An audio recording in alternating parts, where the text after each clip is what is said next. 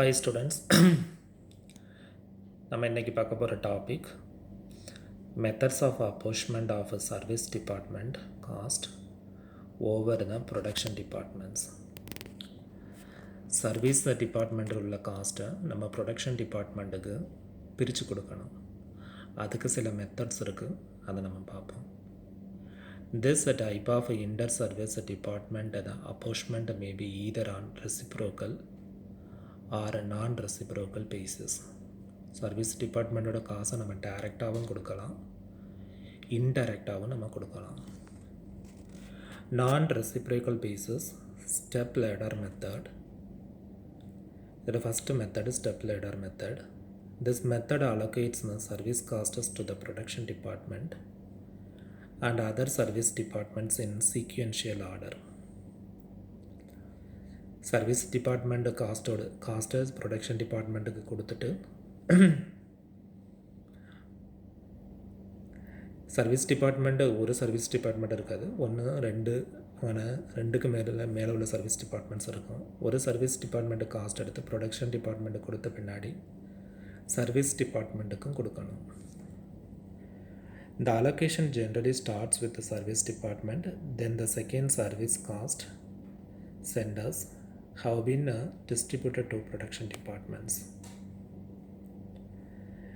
இதை first start பண்ணுறது service டிபார்ட்மெண்ட்லேருந்து, அதுக்கடுத்து சர்வீஸ் டிபார்ட்மெண்ட்டு முடிஞ்ச பின்னாடி ப்ரொடக்ஷன் டிபார்ட்மெண்ட்டுக்கு பிரித்து கொடுக்கணும். This method is also called a step ladder method because the tabulation of the distribution resemble a step ladder.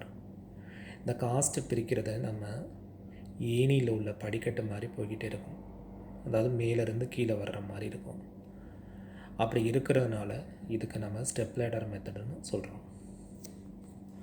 A reciprocal basis, the following methods may be used for apportionment of overhead cost on a reciprocal basis. அதாவது service டிபார்ட்மெண்ட்டை காஸ்ட்டை நம்ம டைரெக்டாக கொடுக்காம இன்டைரக்டாக production டிபார்ட்மெண்ட்டுக்கு பிரித்து கொடுக்குறது. அதில் first method simultaneous equation method. It is the method where the amount of each production department can be obtained by solving the simultaneous equation.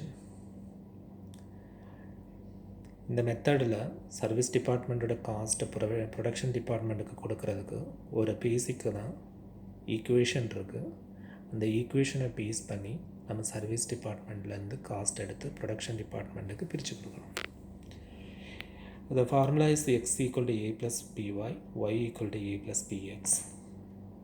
இங்கே எக்ஸுங்கிறது டோட்டல் ஓவர்ஹெட். ரெண்டு சர்வீஸ் டிபார்ட்மெண்ட் இங்கே மென்ஷன் பண்ணிஇருக்குது, service department X and service department Y. Service டிபார்ட்மெண்ட்டில் உள்ள எக்ஸில் உள்ள மொத்த காஸ்ட்டு எக்ஸ்னா, சர்வீஸ் டிபார்ட்மெண்ட் ஒய்யில் உள்ள மொத்த ஓவர்ஹெட்டை ஒய்ன்னு நம்ம எடுத்துக்கலாம்.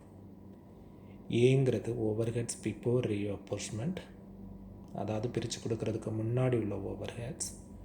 பிங்கிறது share of overheads not to be distributed to the other. இது ப்ரொடக்ஷன் டிபார்ட்மெண்ட்டுக்கு கொடுத்துட்டு பகுதியை மீதமுள்ள சர்வீஸ் டிபார்ட்மெண்ட்டுக்கு கொடுக்கறது பி.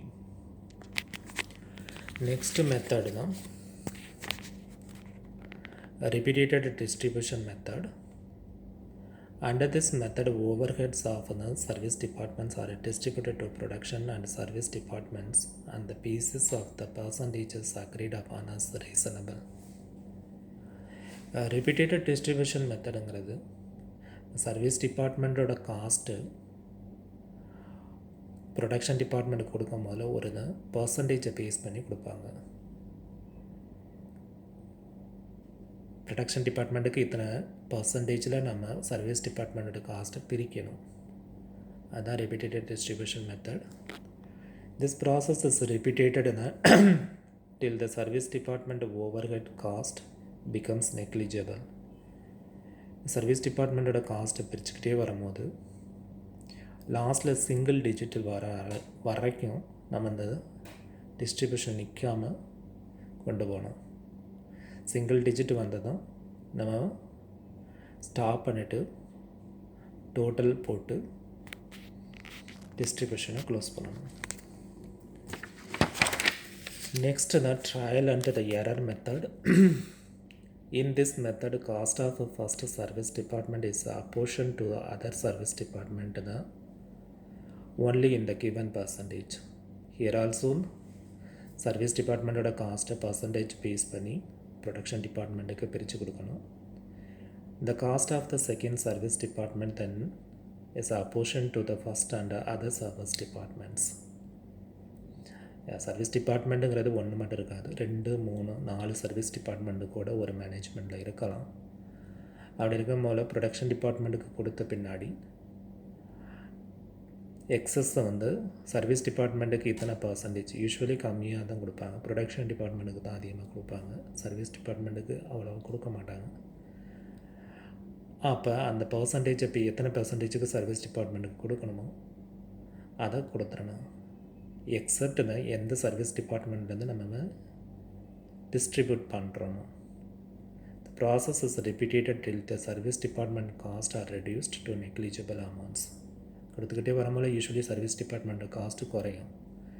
இப்போ சர்வீஸ் டிபார்ட்மெண்ட்டில் தானே ப்ரொடக்ஷன் டிபார்ட்மெண்ட் கொடுக்குறோம், அப்போ அது கண்டிப்பாக குறையத்தான் செய்யும். அது ஒரு சிங்கிள் டிஜிட் அமௌண்ட் வர வரைக்கும் நம்ம கொடுத்துக்கிட்டே வரணும். தேங்க்யூ.